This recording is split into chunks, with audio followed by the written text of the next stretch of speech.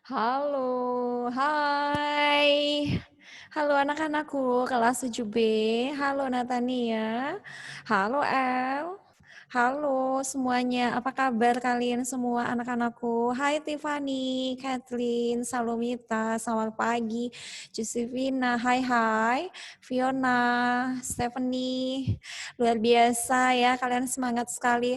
Halo Yovani, selamat pagi semuanya. Halo Fiona Amadia. Ya, hari ini merupakan pertemuan terakhir untuk pelajaran IPA ya, karena sebentar lagi akan menghadapi PAS. Bagaimana anak-anak, kalian sudah siap menghadapi PAS? Miss Yani harap kalian, oh Ella sudah siap, mantap. Miss Yani harap kalian sudah siap ya, dan ingat selalu untuk tetap menjaga kesehatan ya anak-anak ya. Ingat berdoa dan belajar. Minta tuntunan Tuhan supaya apa yang sudah kalian pelajari itu bisa diingat dan juga bisa mengerjakan soal-soal PAS dengan jujur dan bertanggung jawab ya. Baik, kita akan mengawali pembelajaran IPA pada pagi hari ini dengan doa. Miss Yani minta kesediaan. Iya, Miss Yani minta kesediaan Yovani untuk pimpin doa, Nak. Ya, Miss, teman-teman mari kita berdoa. Tuhan Yesus, sebentar lagi kita mau diajar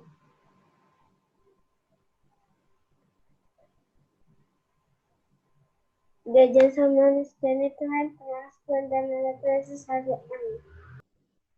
Amin. Iya, terima kasih Yovani. Iya, Yovani kita baru memulai ya untuk kelas Zoom meeting ini ya anak-anak.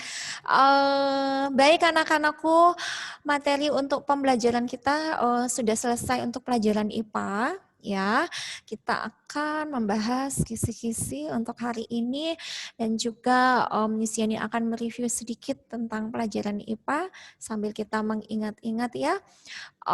Untuk materi yang akan diujikan nanti dalam penilaian akhir semester.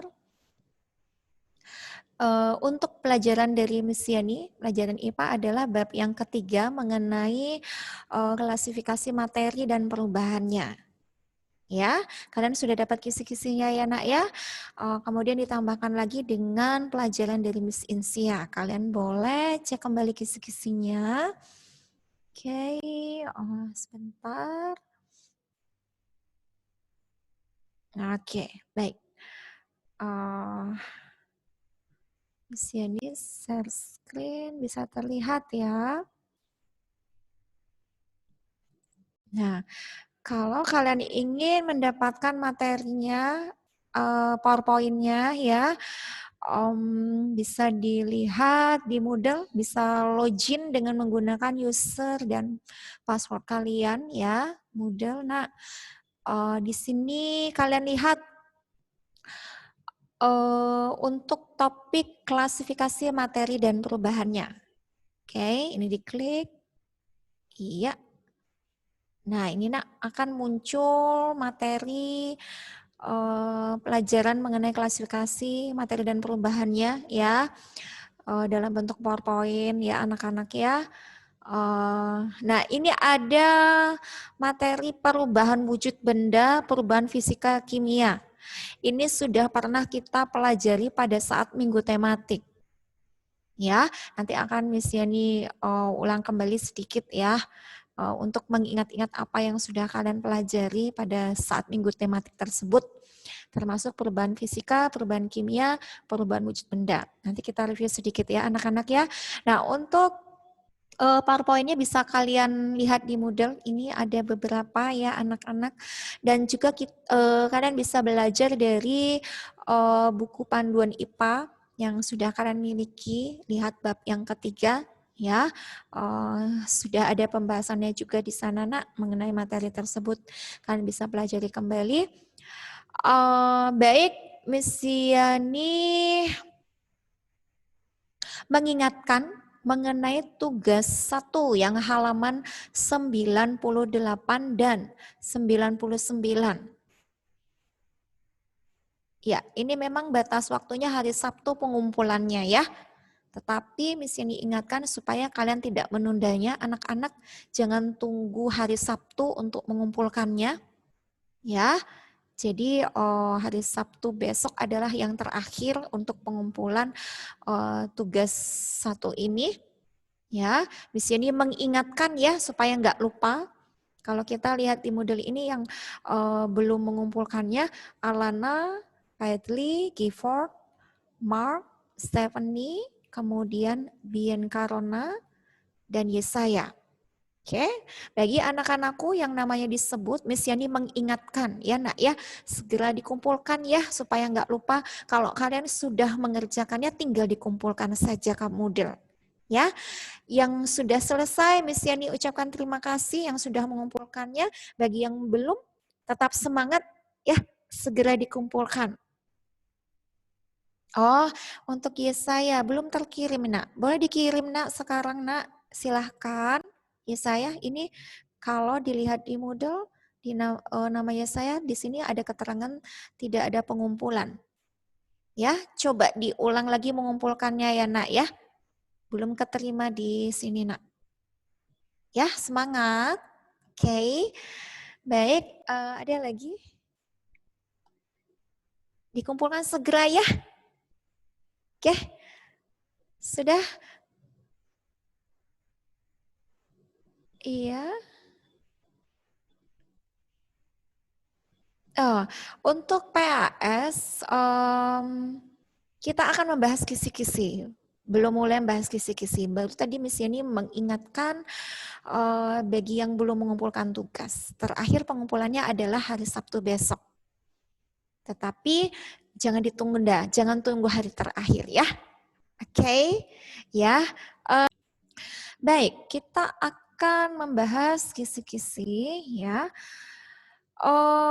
Untuk pelajaran fisika dan pelajaran IPA dari Miss Yani ini dijadikan satu ya anak-anak kisi-kisi maupun soal-soalnya. Dari pelajaran Miss Yani ada 15 soal. Kemudian dari pelajaran fisika Miss Insia ada 15 soal juga. Jadi totalnya semua soal pilihan ganda 30 soal. Ya. Jumlah soal 30, bentuk soal pilihan ganda. Oke. Kemudian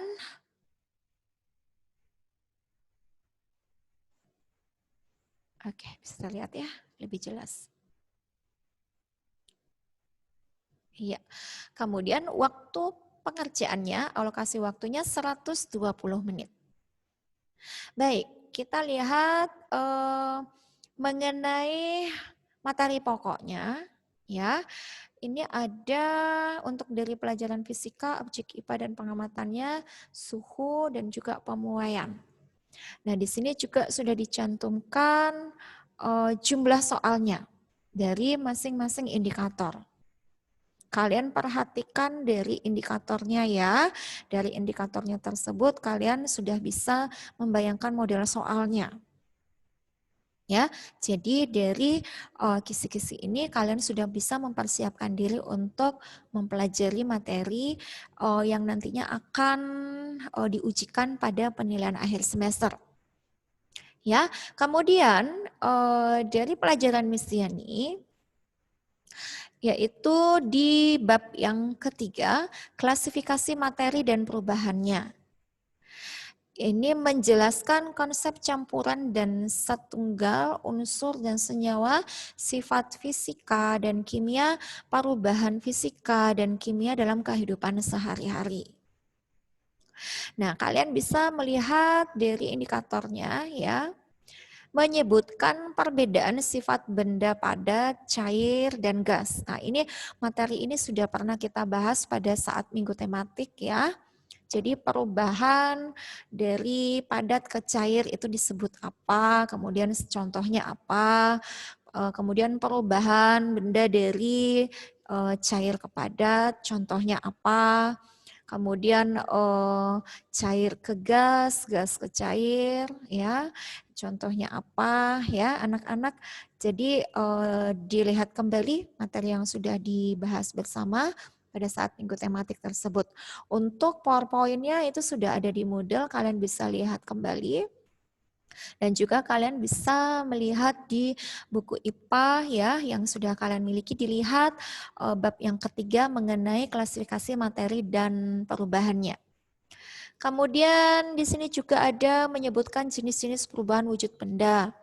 Mencair, menyublim, itu ya, membeku ya. Itu kalian perhatikan kembali contohnya ya. Itu ada satu soal. Kemudian menyebutkan beberapa contoh perubahan wujud benda dalam kehidupan sehari-hari. Ini berkaitan untuk indikator yang sebelumnya. Menyebutkan perbedaan antara unsur dan senyawa. Unsur itu apa, senyawa itu apa, bedanya apa, ya. Kemudian contoh-contoh unsur, contoh-contoh senyawa, ya, tolong diperhatikan. Kemudian mengelompokkan unsur berdasarkan jenisnya, mana yang termasuk unsur logam, mana yang termasuk unsur non-logam, mana yang termasuk semi logam, contoh-contohnya kalian sebutkan. Ingat juga lambang unsurnya. Penulisan lambang unsur juga kalian perhatikan, jangan sampai keliru. Oke. Kemudian, nah di sini juga menyebutkan lambang unsur dari beberapa unsur logam dan non-logam. Kemudian menyebutkan unsur kimia dari beberapa senyawa. Misalkan air, rumusnya bagaimana? H2O, seperti itu ya. CO2, karbon dioksida CO2, H2O, itu air. Kemudian garam dapur, perhatikan rumus kimianya. Kemudian gula pasir, ya, perhatikan ya. Kemudian amonia, ya, ada NH3. Nah, perhatikan kembali, lihat kembali catatan kalian, ya. Di situ ada rumus kimia dari beberapa senyawa. Kemudian menyebutkan unsur-unsur penyusun suatu senyawa. Misalkan karbon dioksida, ya, unsur penyusunnya apa? Ada karbon dan juga oksigen penyusunnya. Diperhatikan kembali. Kemudian untuk air, H2O, ingat kembali penyusunnya adalah unsur apa dan unsur apa. Oke, kemudian selanjutnya mengelompokkan beberapa campuran berdasarkan jenis campuran homogen dan heterogen. Ya, kalian sudah pernah praktek membuat campuran homogen, campuran heterogen. Lihat kembali sifat-sifatnya, mengapa disebut campuran homogen, kenapa disebut campuran heterogen. Sebutkan juga contohnya. Ya. Dan menyebutkan perbedaan antara larutan asam dan basa. Ingat kembali sifat-sifat basa, sifat-sifat asam. Mengapa dia disebut asam, mengapa disebut basa, perbedaannya apa antara asam dan basa. Oke, menyebutkan beberapa contoh asam dan basa dalam kehidupan sehari-hari. Sabun, deodoran, kemudian ada pembersih lantai, ya, itu termasuk asam atau basa. Kemudian ada cuka, kemudian ada perasan jeruk nipis, itu termasuk asam atau basa, ya, yang ada dalam kehidupan kita sehari-hari. Itu diperhatikan ya. Kemudian menyebutkan beberapa contoh perubahan fisika dan perubahan kimia dalam kehidupan sehari-hari. Nah, ini juga materi ini sudah pernah kita bahas pada minggu tematik. Ya, oke, kita mau mengingat-ingat kembali ya yang sudah kita bahas di minggu tematik tersebut. Miss, itu udah lama, saya sudah lupa, Miss. Oke.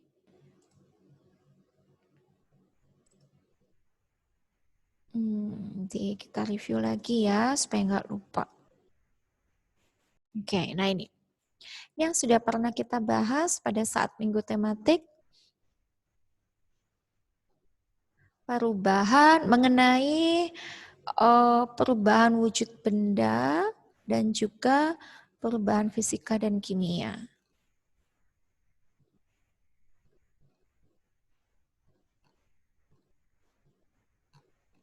Nah, perubahan fisika. Ya, ini ya. Perubahan fisika, perubahan kimia. Baik, mengenai perubahan fisika.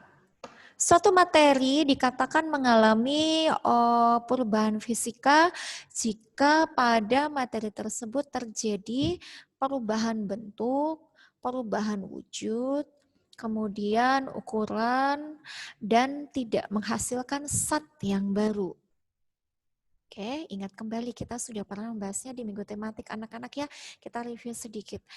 Nah, faktor-faktor penyebab terjadinya perubahan fisika adalah adalah pelarutan, pengeringan, kemudian pemanasan dan juga arus listrik. Nah, ini yang menyebabkan terjadinya perubahan fisika. Ingat kembali, perubahan fisika itu tidak menghasilkan zat yang baru.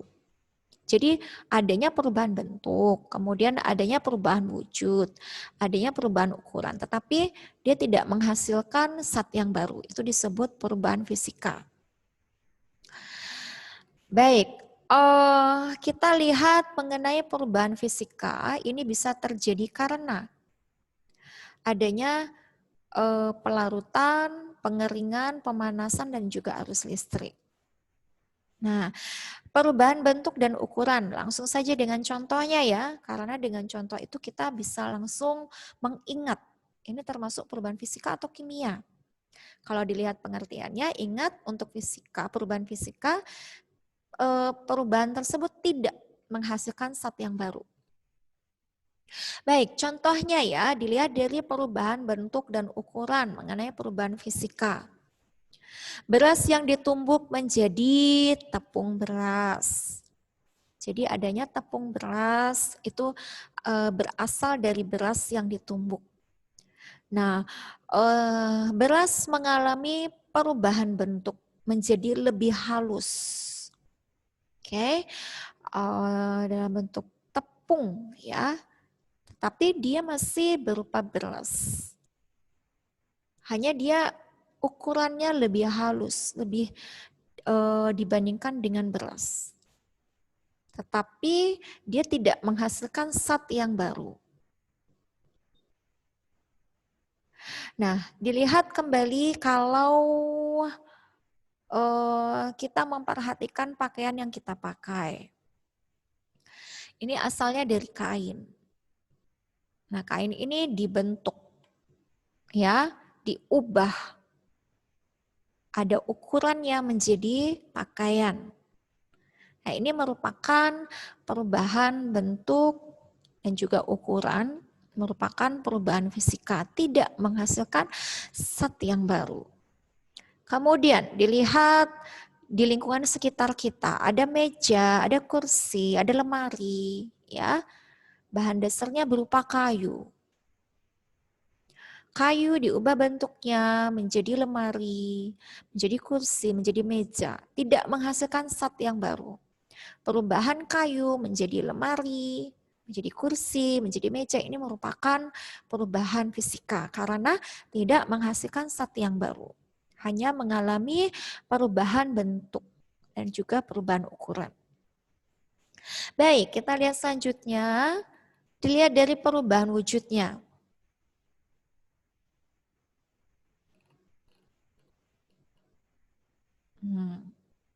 Yang mengalami perubahan fisika, minyak angin yang menguap itu merupakan perubahan fisika. Air yang membeku menjadi es melalui proses pembekuan, ya, air itu didinginkan, ya, kemudian dia akan berubah wujud menjadi es. Ini termasuk perubahan fisika, tidak menghasilkan zat yang baru. Kamper yang menyublim, ini mengalami perubahan wujud dari padat menjadi gas, tetapi tidak menghasilkan zat yang baru. Nah, ini disebut perubahan fisika. Ya, baik, kita lihat perubahan fisika karena adanya pelarutan dan juga pengeringan. Contoh, jagung yang kering. Nah, berasal dari jagung yang segar, ya. Dia dikeringkan, mengalami proses pengeringan sehingga menjadi jagung yang baru. Dia tetap berupa jagung, tidak menghasilkan zat yang baru. Ya, jadi perubahan dari jagung yang segar menjadi jagung yang kering ini disebut perubahan fisika. Kemudian gula yang dilarutkan dalam air menjadi air gula. Ini merupakan perubahan fisika, tidak menghasilkan zat yang baru. Pakaian yang mengering setelah dijemur mengalami perubahan fisika melalui proses pengeringan. Perubahan fisika karena adanya arus listrik atau pemanasan. Baik, kalau kita perhatikan rel kereta api yang mengalami proses pemuaian karena panas ya, akhirnya rel kereta api tersebut memuai. Nah, mengapa rel kereta api itu selalu ada celah-celahnya? Ya, supaya pada saat besi dari rel kereta api itu memuai, rel kereta apinya tidak melengkung. Ada celah untuk dia memuai. Sehingga kereta api yang lewat tidak akan mengalami kecelakaan akibat relnya yang memuai. Ya, jadi besi yang dipanaskan akan memuai. Ini merupakan perubahan fisika. Filamen pada lampu pijar yang menyala akan memuai. Ini juga merupakan perubahan fisika. Raksa pada termometer akan memuai karena suhu badan yang tinggi. Jadi kalau menggunakan termometer ada di dalamnya berupa raksa, dia akan memuai pada saat digunakan untuk mengukur suhu badan dan menunjukkan suhu badan yang tinggi. Ya, ini terjadi perubahan fisika. Kemudian kawat telepon memuai pada siang hari yang panas, ini juga merupakan perubahan fisika. Baik, apa perbedaan perubahan fisika dengan perubahan kimia? Kalau sudah diperhatikan tadi, untuk perubahan fisika tidak menghasilkan zat yang baru ya. Jadi mengalami perubahan bentuk, wujud, ukuran, tapi dia tidak menghasilkan zat yang baru. Kalau perubahan kimia, satu materi dikatakan mengalami perubahan kimia jika menghasilkan zat yang baru. Dia mengalami perubahan bentuk, mengalami perubahan ukuran, mengalami perubahan wujud, dan menghasilkan zat yang baru. Itu disebut perubahan kimia. Jadi bedanya antara perubahan fisika dan perubahan kimia, kalau perubahan kimia itu sudah pasti akan menghasilkan zat yang baru. Kalau perubahan fisika tidak menghasilkan zat yang baru. Ya, baik. Selanjutnya, kita bisa lihat ciri suatu materi mengalami perubahan kimia. Apabila pada saat perubahan tersebut akan terbentuk gas, kemudian adanya endapan, kemudian terjadinya perubahan warna, dan terjadinya perubahan suhu. Itu ciri suatu benda mengalami perubahan kimia. Ya, terbentuknya gas, terbentuknya endapan, adanya perubahan warna, adanya perubahan suhu. Nah, ini anak-anak faktor penyebab terjadinya perubahan kimia. Perubahan kimia melalui tahap pembakaran, pencampuran zat, peragian. Nah, ini untuk peragian ini kita sudah pernah bahasnya pada saat minggu tematik ya. Kalian bisa melihat contoh pembuatan tape ya melalui proses peragian. Dari ketan dihasilkanlah tape ketan karena adanya proses peragian. Perubahan kimia karena kerusakan, karena biologi makhluk hidup dan perkembangan. Itu faktor-faktor penyebab terjadinya perubahan kimia. Dilihat dari proses pembakaran. Contoh perubahan kimia akibat proses pembakaran. Kertas yang dibakar itu akan menghasilkan zat yang baru. Ya, kalau diperhatikan kertas yang awalnya sebelum dibakar, kemudian kita coba untuk membakarnya. Nyalakan korek api, bakar kertas tersebut, maka akan terbentuk abu. Warnanya hitam. Ya, kertas itu sudah terbakar. Nah, ini merupakan perubahan kimia karena terbentuknya zat yang baru. Kayu yang dibakar ini juga merupakan perubahan kimia akibat proses pembakaran. Bensin yang terbakar ini juga perubahan kimia akibat proses pembakaran. Petasan yang meledak, kembang api yang dibakar ini juga merupakan perubahan kimia.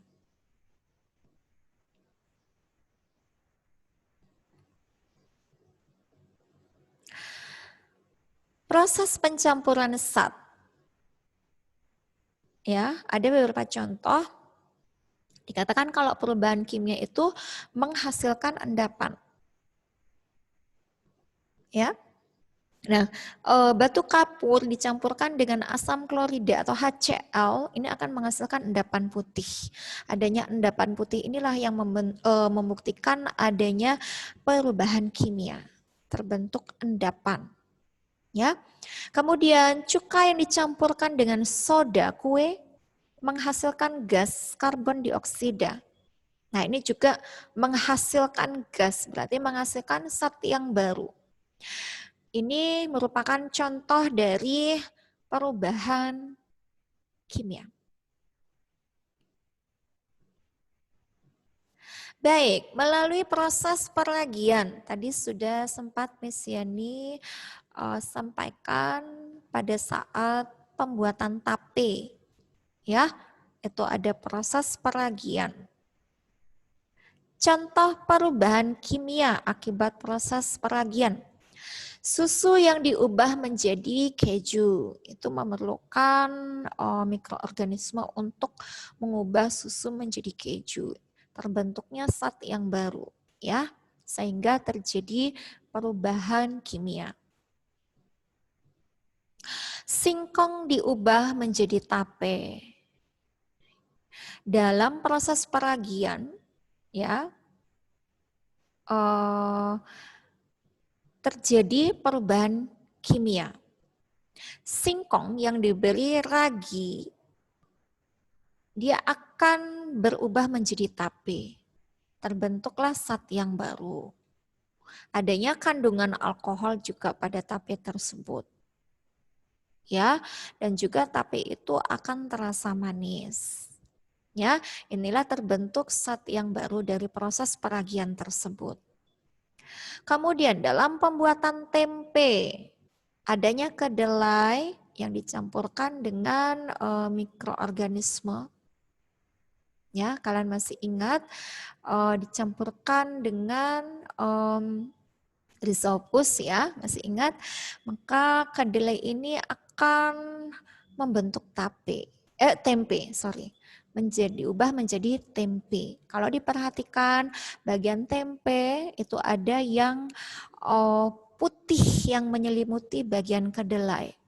Bagian putih tersebut adalah miselium dari jamur-jamur yang digunakan dalam proses pembuatan tempe. Ya, kemudian tepung yang diubah menjadi roti. Di sini juga ada proses peragian. Kalau beras yang ditumbuk menjadi tepung beras itu perubahan fisika. Nah, dari tepung diubah menjadi roti, ini ada proses peragiannya sehingga tepung itu akan mengembang ya dan pada akhirnya menjadi roti. Terbentuk zat yang baru dalam proses peragian tersebut.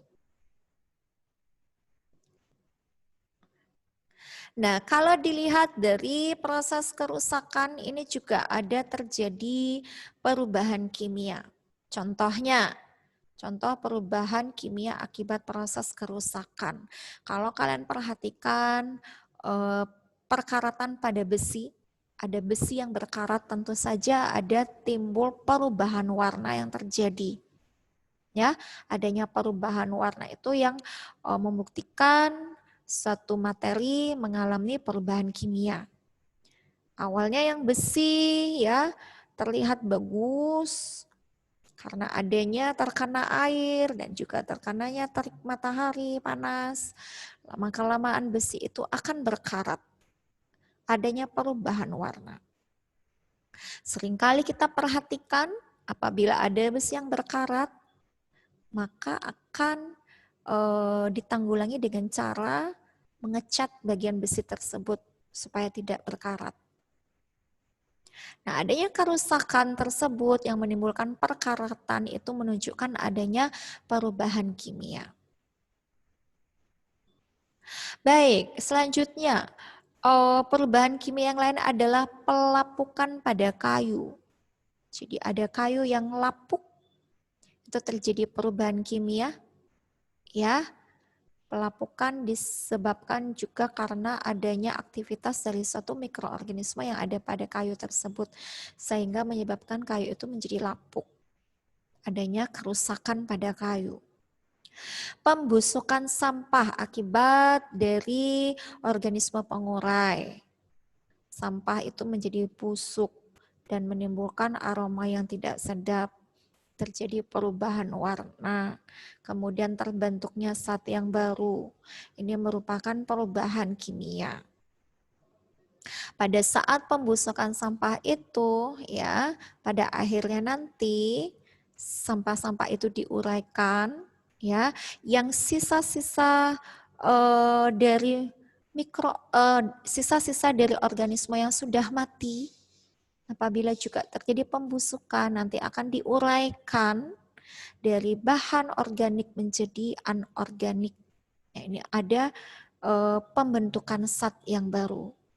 Bahan anorganik tersebut yang nantinya dimanfaatkan oleh tumbuhan hijau untuk proses fotosintesis. Tuh ya. Baik, selanjutnya pengelantangan pakaian dengan serbuk pemutih atau adanya kaporit. Ini juga merupakan perubahan kimia karena adanya kaporit yang digunakan untuk pengelantangan pakaian dengan kaporit tersebut atau serbuk pemutih. Sehingga yang awalnya pakaian itu kotor, tidak bisa dibersihkan, tidak bisa dihilangkan noda-nodanya, ya. Kemudian akhirnya digunakan pemutih, terjadilah perubahan. Ini disebut perubahan kimia. Baik, selanjutnya. Contoh perubahan kimia akibat proses biologi makhluk hidup. Proses pencernaan makanan, di mana terjadinya penguraian makanan, ya, pencernaan makanan, karena adanya enzim-enzim yang berperan dalam proses pencernaan makanan. Oke, di dalam rongga mulut terjadi proses pencernaan secara kimiawi oleh enzim tialin, mengubah zat tepung menjadi gula. Nah, ini ya ada terbentuknya zat yang baru.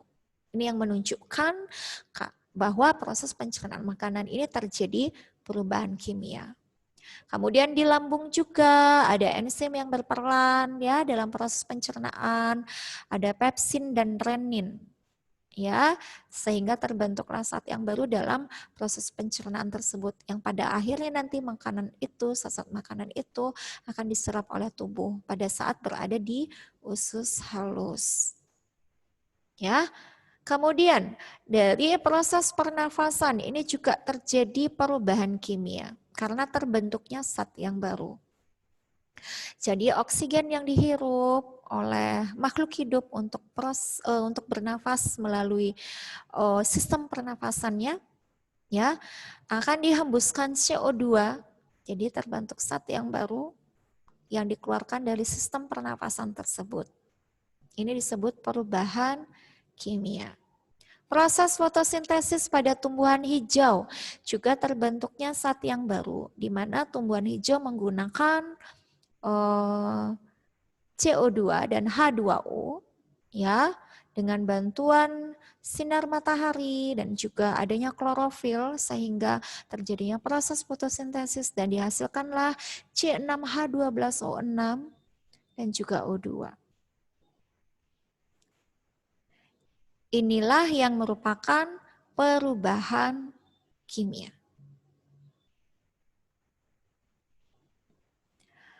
Proses perkembangan, perubahan kimia akibat proses perkembangan contohnya makhluk hidup yang baru lahir sampai menjadi makhluk hidup yang dewasa, adanya proses perkembangan, adanya perubahan yang terjadi, adanya saat perkembangan itu adanya perubahan yang terjadi. Contohnya saja kalau pada tumbuhan pada saat proses perkembangan ya terbentuk bunga ya dari bunga itu akan menghasilkan sperma dan sel telur. Jadi mulai berfungsinya organ-organ tersebut. Ya, demikian juga pada makhluk hidup yang lain. Cabai hijau menjadi cabai merah. Ini akibat adanya etilen yang menyebabkan terjadinya perubahan cabai hijau menjadi cabai merah.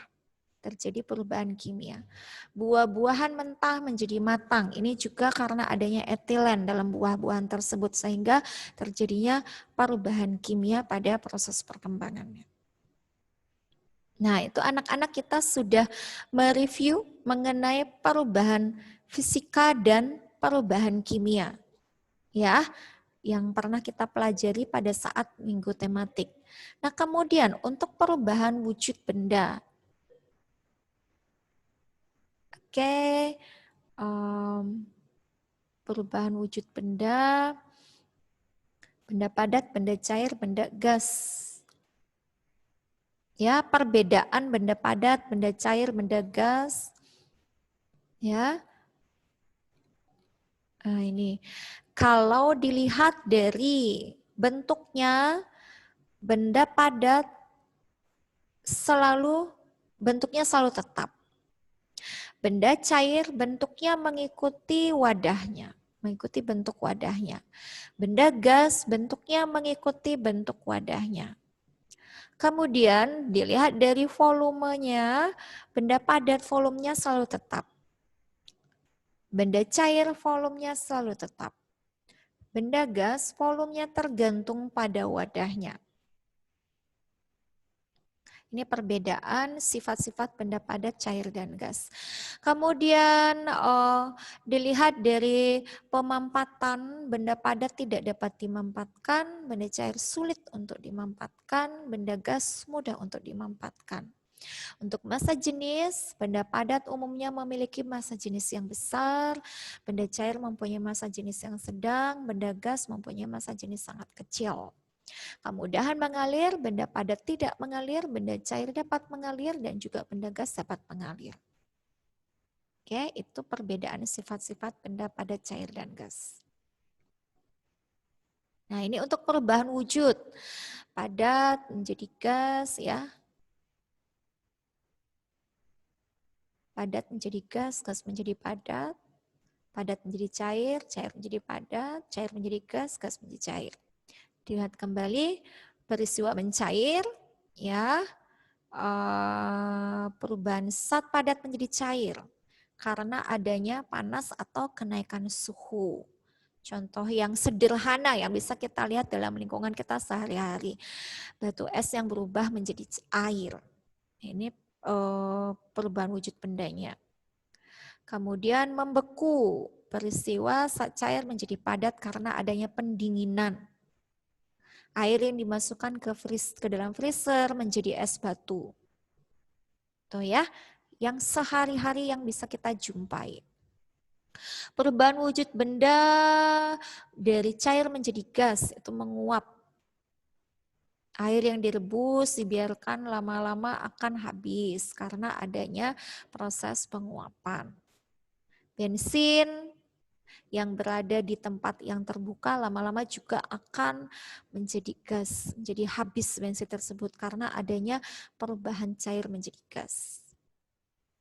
Mengembun, peristiwa perubahan benda gas menjadi cair. Oke, kalau perhatikan proses pengembunan ya, kita perhatikan rumput yang ada di lapangan pada pagi hari itu pasti basah, walaupun tidak terjadi hujan. Itu proses pengembunan. Penyubliman, menyublim, peristiwa perubahan zat padat menjadi gas, kamper yang menyublim. Kamper yang lama-kelamaan dibiarkan di dalam lemari, dia lama-lama akan habis karena adanya penyubliman. Perubahan wujud dari padat menjadi gas. Oke ya, pembekuan salju di awan saat dingin. Nah ini menghablur, pengubahan wujud zat dari gas menjadi padat. Iya, anak-anak demikian